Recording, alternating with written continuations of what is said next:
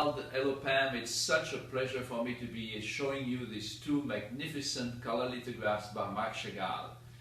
You might have the impression that there are lots of Chagalls around, but in fact that's not quite the case.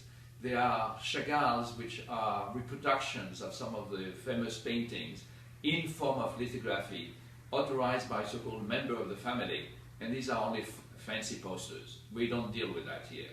You have also Chagalls which have been transferred from some of his paintings by Charles Saulnier, his printer, under the direction of Chagall, with the permission of Chagall, and they are nice works, but they are not original lithographs of Chagall, and those we do not carry. We have only one type, and that type are the original lithographs of Marc Chagall, where Marc Chagall himself worked directly on the stones.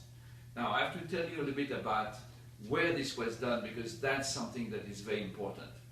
Fernand Moreau in 1922 set up a gallery and a studio where he was doing lithographs, color lithographs, and many of the, and almost all of the great artists of the 20th century did their lithographs at the Fernand Moreau studios. And they were fantastic places to do your lithographs, simply because he transformed the art of lithography by using chromist.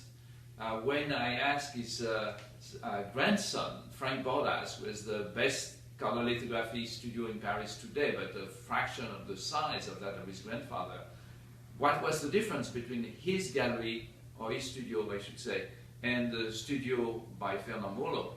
He pointed to the tubes of paint, the Rembrandt's tube of paint, and the Rembrandt is a brand name, and he says, those, I have to use those, and they are nice, but my grandfather had people who acquired the pigments from all over the world and made the colors specifically for each artist, and they loved Chagall because he was the greatest colorist of the time.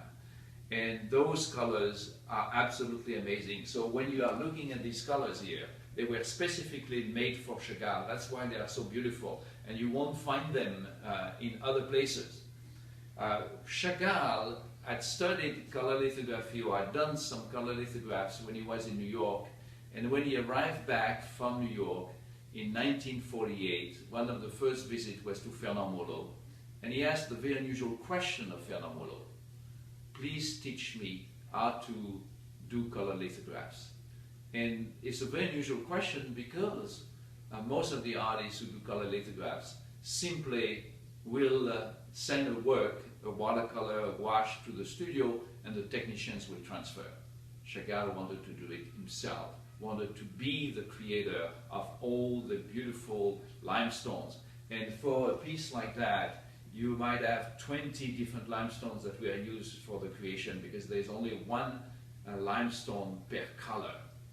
Now, Chagall loved the process, not only because of the sensuousness of these amazing stones that you use in the process, but also because they give you a layer of color which is at the same time transparent, rich in color, and has a beautiful texture.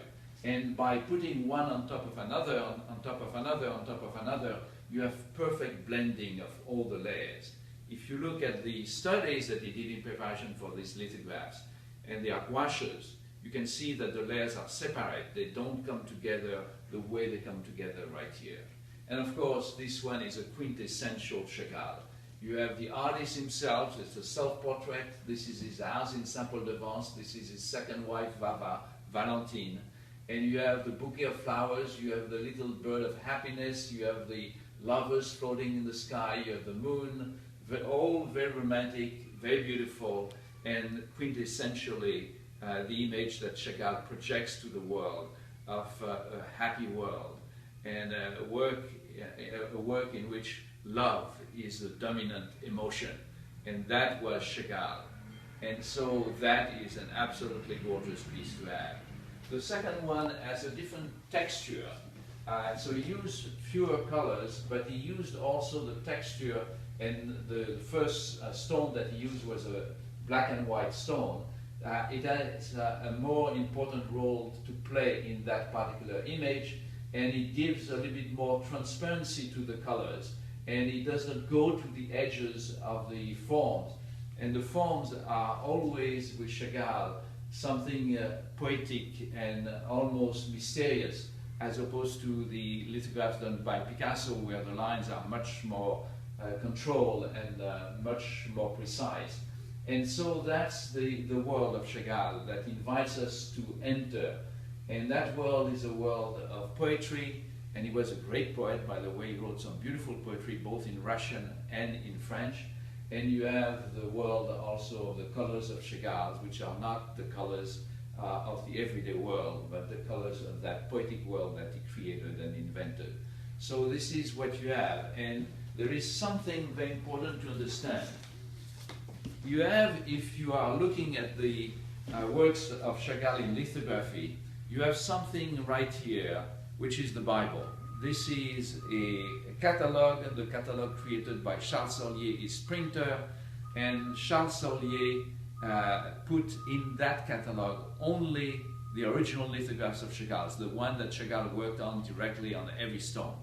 And you can see this piece right here. So if it is not in the Sollier, and if someone tells you there's a reason why it's not, but it's an original lithograph of Chagall, run away. So that is just the perfect book to have if you want to collect the lithographs of Chagall. I love color lithographs, and the day he died, 30 minutes before he died, he was still working on his last color lithograph. That tells you how interested he was and how involved he was with the lithographic process. And these are two fantastic examples of it. So enjoy them. This little DVD or the video was done just for you. And if you have any questions, don't hesitate to call me. Merci, Jean.